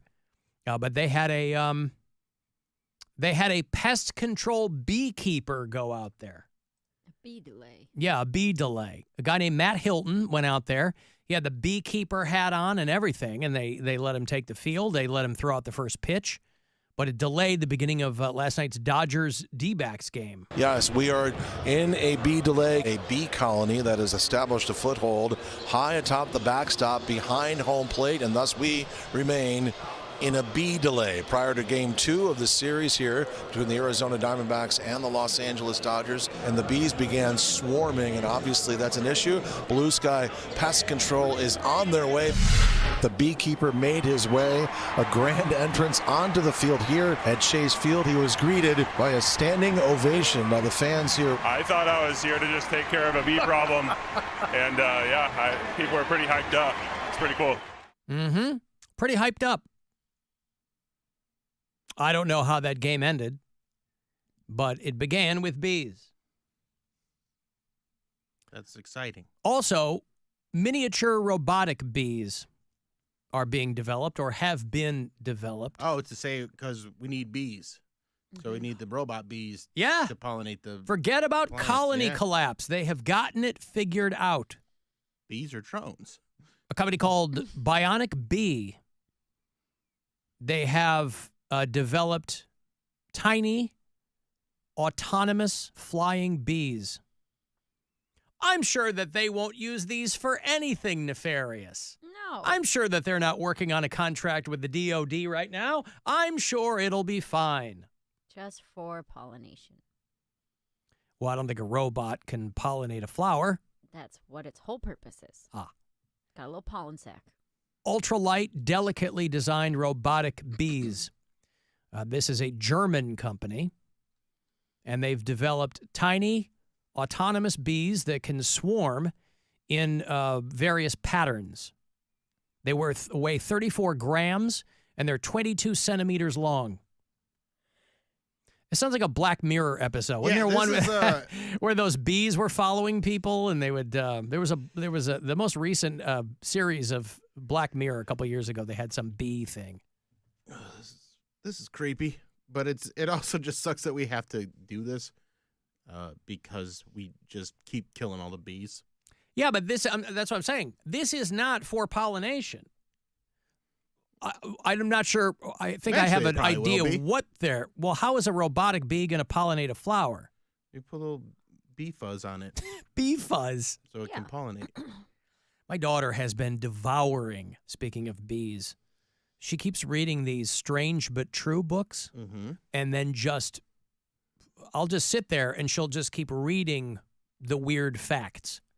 And some of them, most of them, I had never heard before. Some of them I had, but, like ladybugs spray, when they feel threatened, they spray some stinky juice out of their knees. And I'm like, I didn't even know ladybugs had knees. A lot of them are animal-oriented. A lot of them are kind of astronomy-oriented, But one of them was bumblebees can stay underwater for extended periods of time. So think about that. Next time you're out there swimming in a natural body of water and think that you're safe from being stung. Maybe you've got an allergy to bees. They could pop right out of the water. And for all you knew, it could be one of these autonomous drones. But a big week for bees. I got money for you. $1,000, last chance today to grab this from the Buzzard Bookie. So good luck. This is your chance to bet with the Buzzard Bookie and win $1,000 now. Enter this nationwide keyword at WMMS.com. Check. That's check. Enter it now at WMMS.com. Last B thing, and then I'll move on. A woman took to TikTok to tell the story. This is a mother of 3 children. She has 3 kids under 4 years old. A woman named Ashley Class lives outside Charlotte. And one of her little girls was complaining to her mom that there were monsters in her closet. She said, it's hard for me to sleep. It was scaring one of her children. There were monsters in her closet. And they went in to see what was going on. And the walls were full of 50,000 bees. Oh, my gosh. There was a massive hive. This kid doesn't know what bees are? She didn't see them. Sound like. She just heard this humming and buzzing. She thought it was a monster lurking in her walls. And the parents had to go investigate. Okay, today is day 10 of all this bee stuff, and we are finally getting into my daughter's room. There are some bees on the ground. There's just bees everywhere. They're like little landmines because they can still sting you when dead. And so we're going to start the process of cleaning. As you can see, that's all bee residue that's on all of her stuff. So we have to clean everything. It's all over. This is going to be a long process. So really what we're trying to do right now is just bring some normalcy to her life by getting a bunch of her favorite clothes and getting some of her items cleaned up so she can start using them because she hasn't been able to use any of her toys or anything. You can see the wall is still sealed behind us, so we're going to have to get in there. We're going to have to open up the wall actually to get some of the electric and get all of that repaired. So, and yes. Wouldn't you be happy, though, that you ended up with all of that delicious, delicious free honey? Yeah. Honey's no. good. And it's good, you get cost that. you tens of thousands of dollars. But you got to look at the bright side in the situation, okay? Sorry that I'm optimistic. Yeah. Got some free honey. It's going to help with my allergies. Good thing. Yeah. Oh, no, not the bees! Not the bees! Ah! Oh, my eyes! My eyes! Ah! Ah!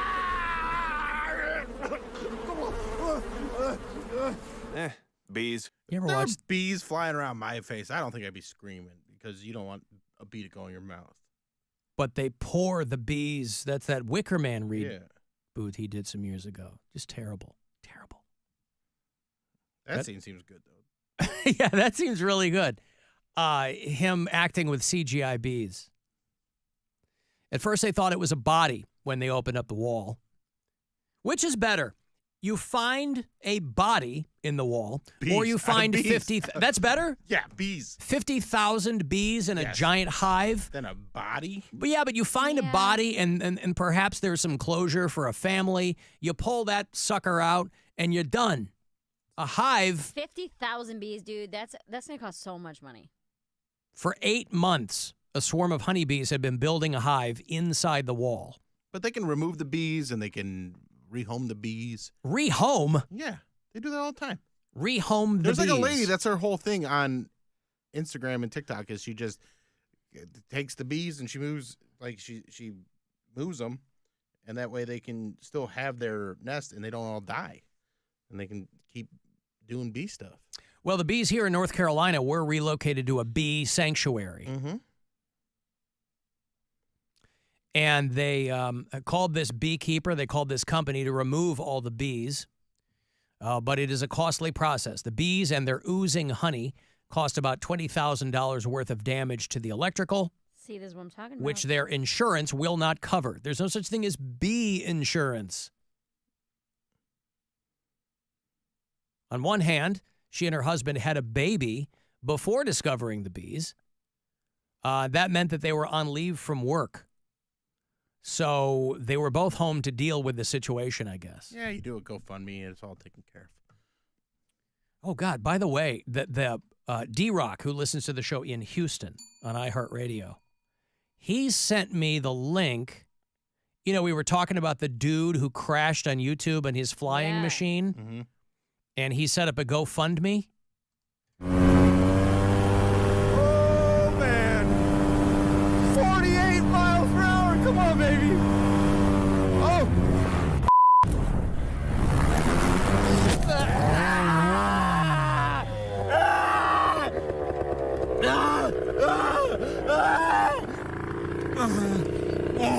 Hey, Siri, call 911.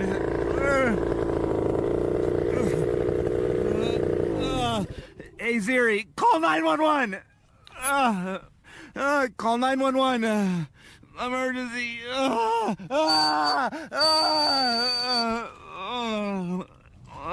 Man, your mic's kind of peaking. Help.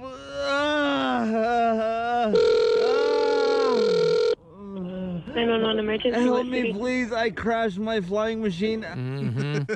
Crash my flying machine. Anyway, sorry, D-Rock is in El Paso. He's down there in Texas. And he sent me, I heard they make good salsa there. Yeah. You know where else they make salsa? Where? New York City. That's not good Oh. salsa. That's New York City. You want that crap salsa? Well, this Anthony Vella guy, that guy I just played for you who crashed, not a single man, by the way. This guy's got a wife and look, four kids under 5, whatever. So he's going to have multiple surgeries and whatever. They have a GoFundMe for him. And D-Rock was like, a year ago, this guy's friend was killed in the same kind of accident. And they interviewed this guy about his friend. What the hell is going on down there? What are these guys trying to prove with these dumb motorized hang gliders? Flying machines. His buddy Lee Boone, a devoted husband and father, had the same thing a year ago. They had a GoFundMe for that guy's buddy because he died in New Mexico. He flew many aircraft and was described as a master of the air. Well, anyway, so they talked to Anthony Vella. They should have also mastered the land. Yeah, everybody can master the air. You got to master the wind. You can't just be a one-trick pony in that situation. One element at a time. Yeah, so the guy who, that audio I just played for you who crashed, he was going at a pretty good clip, and then his motor gave out, and he fell 85 feet straight down to the ground. And they talked to him on the news last year when his buddy was killed doing the same thing. It just seems like that's the domain of like a young single dude. I mean, I guess if you have a pretty hot YouTube channel and you're making money for your family, but man, you had a friend that died the exact same way the year before. You go, honey, this is my tribute to my dead friend. And now you got to go fund me because you got to pay for multiple surgeries. Anyway, thank you to D-Rock. He forwarded me that. He's down there in El Paso. I got a break here. Want to give me a text, 35192 to do it there. AlanCoxShow.com to watch, and we'll be back. It's the Alan Cox Show on 100.7 WMMS.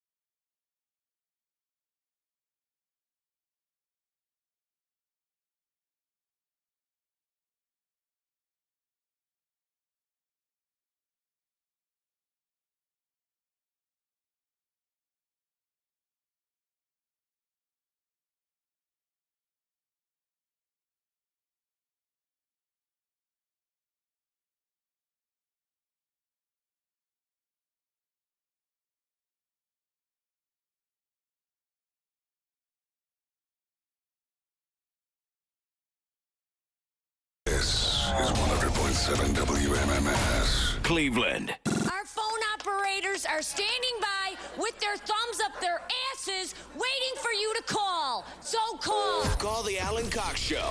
216-578-1007 or 1-800-348-1007.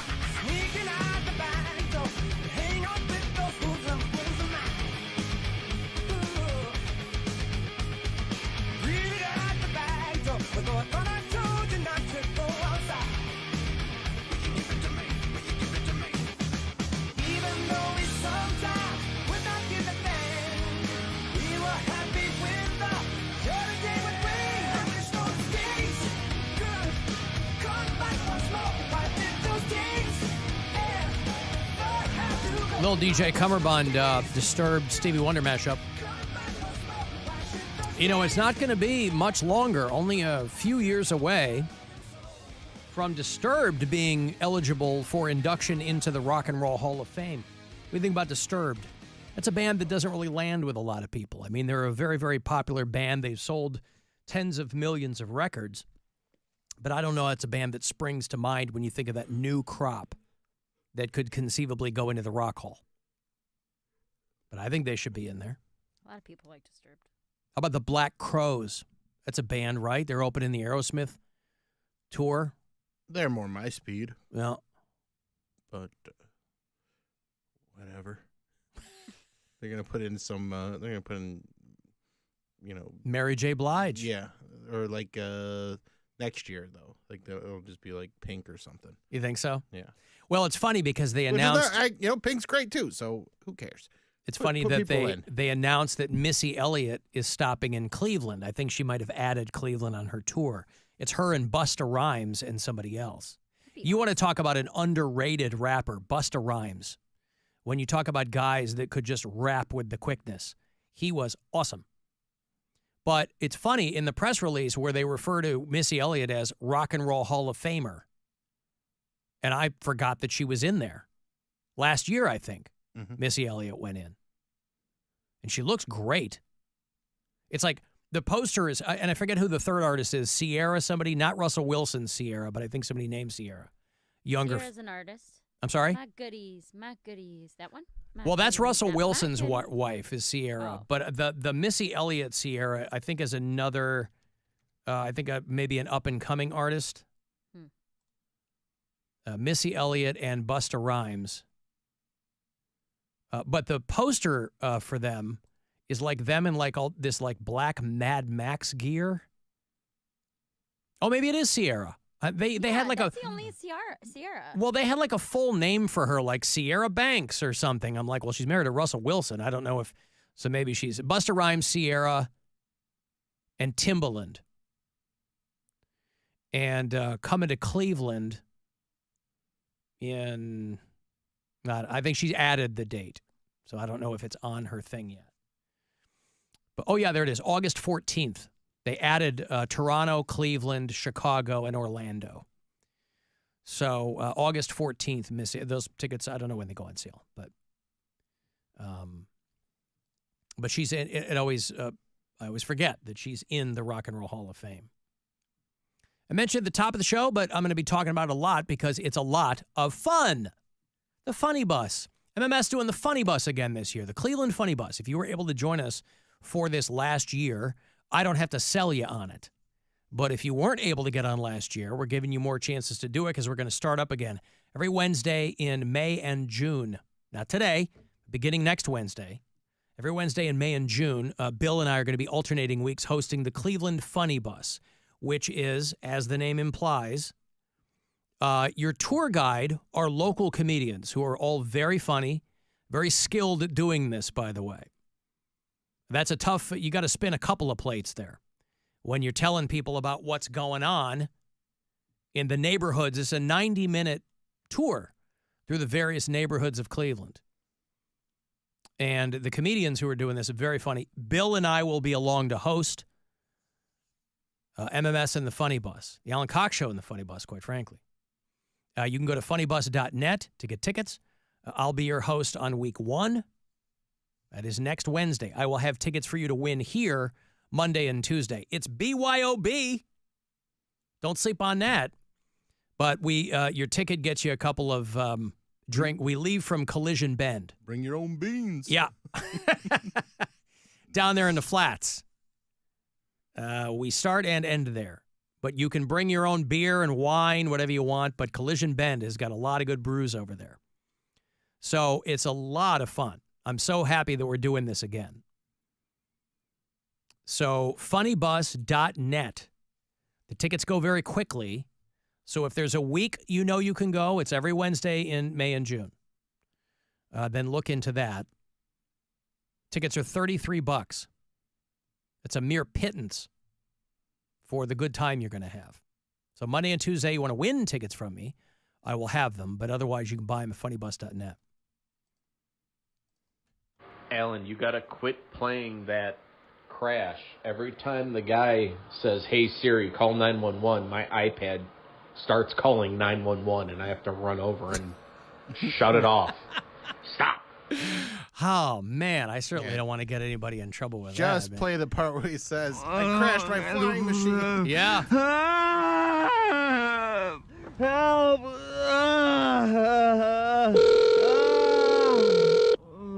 911 emergency. Help me, please. I crashed my flying machine. I mean, listen, I feel awful for the guy, but I crashed my flying machine. It's funny. It's a silly sentence. Because what else are you going to say? This guy at least has the wherewithal to go, okay, if I say motorized paraglider, she's not going to have any idea what I'm talking about. I crashed my flying machine. And he's probably had that conversation with other people. Oh, I make videos of me in this motorized paraglider. And they go, what the hell is that? Well, it's a flying machine. High above the air, right? I mean, we're watching a thing, parachutes predate aviation. So a long time ago, people who were parachutists in the early days would jump out of hot air balloons. And some of them were fine. Others weren't. We were watching a thing about people who had done these early parachutes and people trying to, who were doing wingsuits. And one guy, this is maybe mid-70s, there was one guy who was going to be the first person to film jumping out of an airplane with a parachute, right? He was going to be the first guy to film that. And so the recording device, obviously, was much more rudimentary. So he had to have a camera bolted to his helmet or something. I think this was in the 70s. It's like that one that Homer uses to spy on. Yes. On Apu, and it's the big giant cowboy hat. Yeah. So this guy is getting ready. He's jumping with some other people. He's going to be the first guy to visually record this amazing feat, right? Going to jump out 15,000 feet. He's not like up there with jetliners. 15,000 feet, this guy goes up, and he's got his camera. He's checked it, and he's double-checked it, and he's triple-checked it, and this camera's ready to go. It's going to be amazing footage, and this guy jumps out of the plane. He had been so focused on the camera, he forgot to put a parachute on. And he fell 15,000 feet. I'd be the same way. So imagine... Silly goose. you all the way down, you're filming. This guy fell 85 feet. Imagine you are filming yourself. Mm-hmm. You're filming your death. Yeah.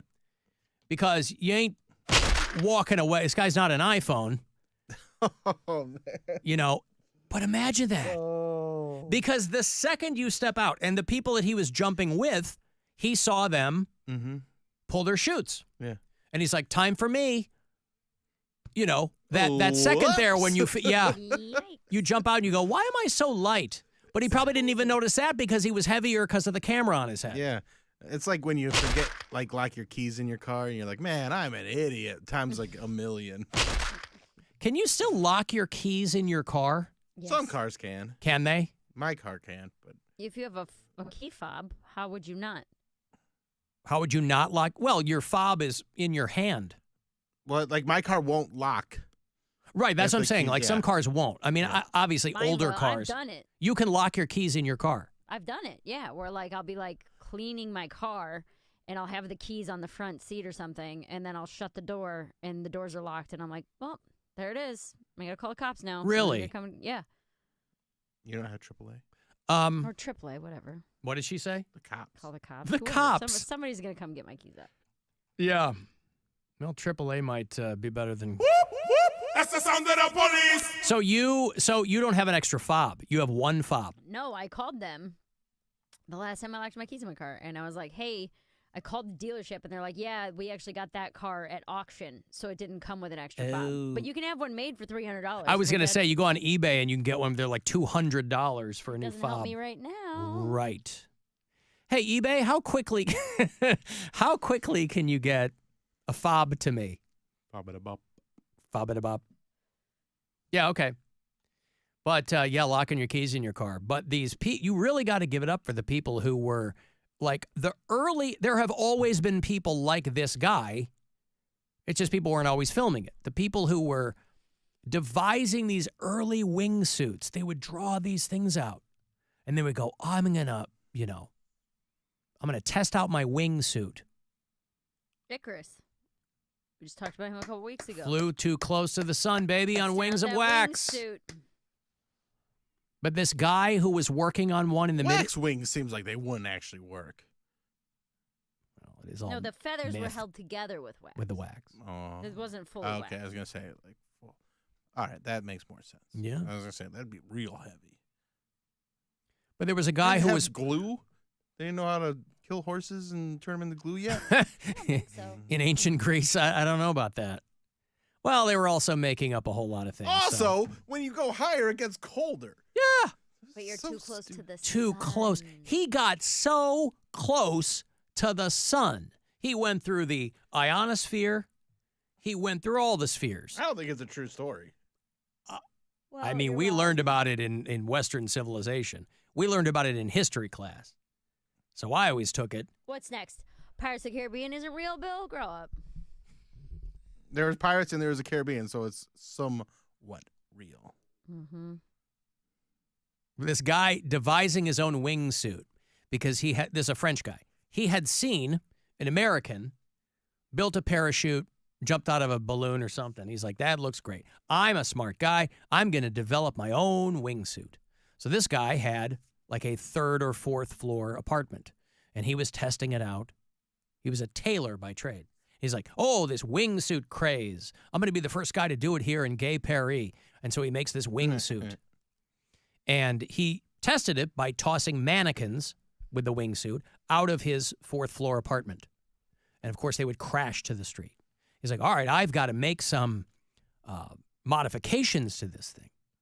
And he would re-sew some things. And, again, I don't know how much information he had or knowledge of fundamental aerodynamics, whatever. It is this big old thing. And he'd throw another mannequin out the... This guy had a lot of mannequins, I guess.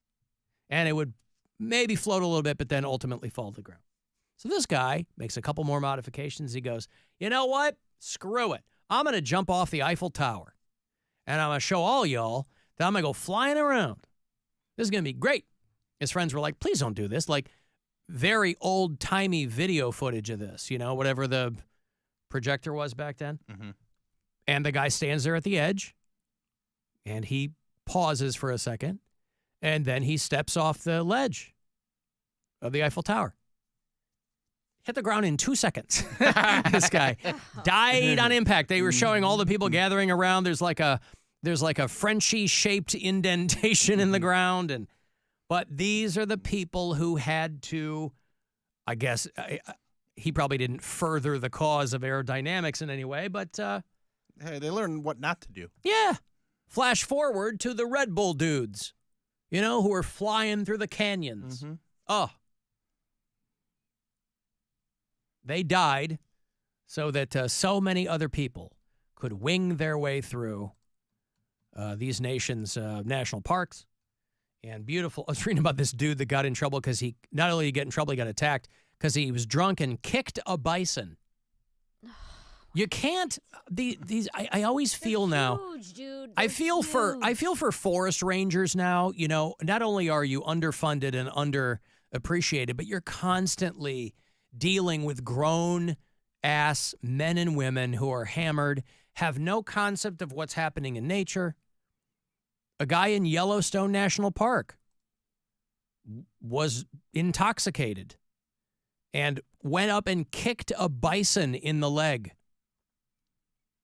And then he got smacked by this animal. They said that other people were telling the park rangers, hey, there's a guy over here who's harassing a herd of bison. A herd. This guy's got balls. Liquid courage, I believe they call it, Bill. And he kicked a bison. 40-year-old guy. And they had to take him to the hospital. And then he got arrested, obviously, because he was under the influence. He was drinking heavily in a national park. You're not supposed to approach the wildlife. But people do this all the time. They have to put signs everywhere. And then Do not approach the wildlife. Just don't do that. And people are like, but I'm allowed. I mean, there were, all these national parks. There was a woman not too long ago at Rocky Mountain National Park who was effing with an elk. And elk aren't friendly. And they're massive. They are so huge animals. Not quite moose, but they're big. I don't know if people think that they're like watching them on TV, even though it's think real they're like life. Disney princesses and stuff. Yeah. Disney princesses? Yeah, they're like, oh, I can commune with nature. They're gonna like me. And then all of a sudden they get kicked and they got a hoof dent in their head. Oh, God. It's wild. Because we are so far away. Technology has moved us way far away from natural selection.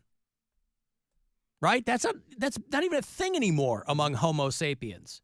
We have found the ways to keep sick people alive for a long time. There's no more natural selection. Used to be if you effed with a bison or an elk, you got killed. And you were weeded out. And that's not the case anymore. We're so far away from that. But this guy is, they say, gonna be fine. And he's got a story. Bro, one time. Because that's exactly the kind of guy who would love telling a story like that. I got kicked in the head by a bison. Oh, is that why you can't write your name anymore? Yeah, but it was awesome. But what a day. Like the size of a car. But I got in there. Got the picture to prove it. He was giving me the skunk eye, and I didn't care at all. 400 likes on Instagram. Yup. You know what I said when I turned around and left him? Bye, son. Waiting for somebody. Wait no longer. All right, I got a break. Mary's got to go. I gotta go. I gotta go too, actually.